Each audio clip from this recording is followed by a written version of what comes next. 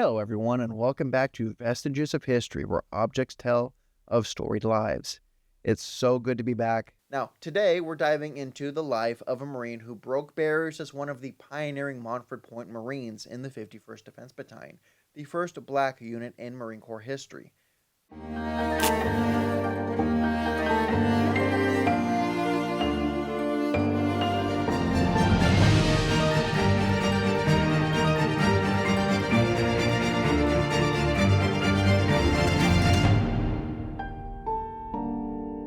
Now, as a historian, seeing documents on a screen is just never as good as holding them in my hands.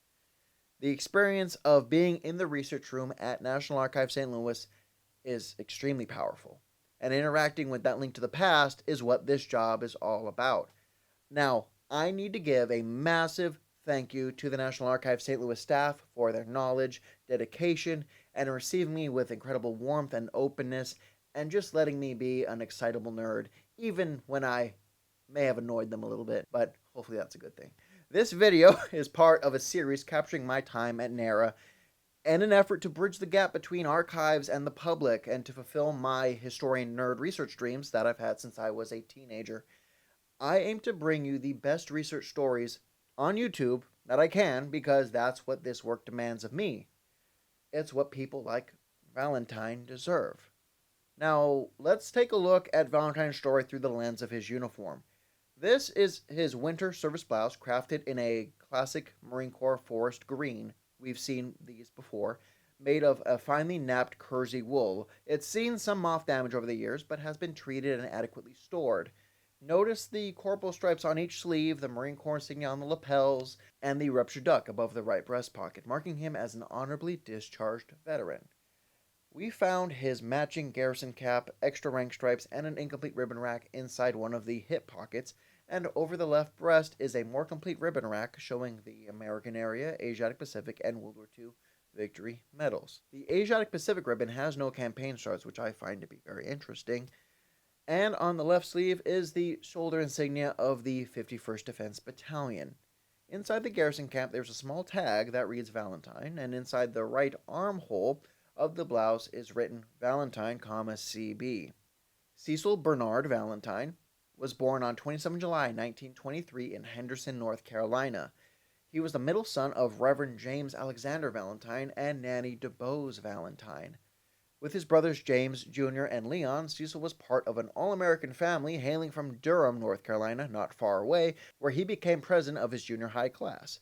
And he excelled in sports, football, basketball, boxing, and swimming, and he graduated high school before attending North Carolina Central University, Go Eagles, where he pursued a clerical and typing degree. He worked as a sales clerk at a local dry cleaner, earning $16 a week, about $320 today. On 17 June 1943, Cecil enlisted in the Marine Corps just over a year after they began admitting African Americans, thanks to President Roosevelt's Executive Order 8802, which mandated the elimination of racial discrimination in government and military service. The Commandant of the Marine Corps, Lieutenant General Holcomb, reluctantly, and that's putting it nicely, established the 51st Defense Battalion as an all-black unit, a significant but cautious step towards integration. Initially staffed by white officers and NCOs, the unit transitioned to all-black leadership as Marines graduated from Montford Point Camp. April 1943, the 51st was fully functional, around 1,100 Marines strong. Holcomb maintained strict segregation, though, establishing the 51st as a way to satisfy the commander-in-chief while keeping the Marine Corps segregated in structure. In other words, it was a policy of, yeah, we'll let you win, but we won't let you fight. An attitude that feels completely antithetical to me and to the Marine Corps creed, and at least for the Marines that I have in my life today. All blood is red under the EGA. Cecil began training at Montford Point on 1 July 1943 and joined the 51st 3 weeks later, an unusually short period of time considering the standard 17-week training regimen. He was classified as a rangefinder, MOS 596, responsible for sighting large artillery pieces. His record shows that on 23 September, he scored a 256, that is a 256, on the rifle range with the M1 Garand, achieving an expert rating.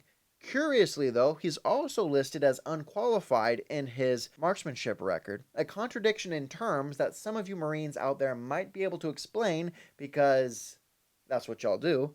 And you were so good about it during the Lee Marvin video. I hesitate to jump to conclusions, though, but it's hard to not consider the possibility of racial bias.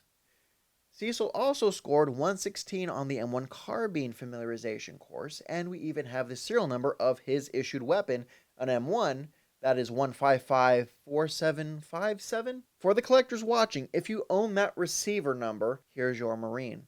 And given that the 51st was only 1,100 men strong, that's a very rare rifle for many reasons. Shortly after joining, Cecil became part of C Battery 51st Defense Battalion as a heavy anti-aircraft fire controlman in February of 1944. The battalion left Montford Point bound for the Ellice Islands in the Pacific. Their mission? Coastal defense and anti-aircraft artillery. Though they saw no combat, they trained tirelessly, switching from the 155mm long toms to 90mm anti-aircraft guns. So what exactly did a fire controlman like Cecil do? His role was crucial. He maintained range-finding equipment, calculated ballistic solutions for accuracy, and coordinated with the ordnance team on fuse timing. By the fall of 1944, the battalion was sent to Kwajalein and Eniwetok in the Marshall Islands, replacing the 10th Anti-Aircraft Artillery Unit. They were stationed at Eniwetok, Engebe, and Parry Islands, the same islands where Lee Marvin and others fought on a year earlier.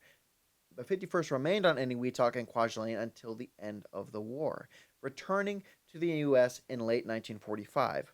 On 5 February 1946, Cecil was honorably discharged after nearly 2 years overseas. No other Marine Corps battalion has ever carried the lineage and honors of the 51st. Notably, 2 of the first black Marine officers came from this battalion.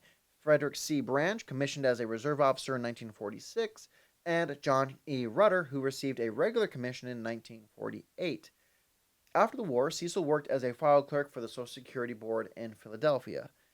Tragically, Cecil passed away from stomach cancer on 8 November 1966 at the age of 43, leaving behind his wife Olivia and daughter Lynn Nanette.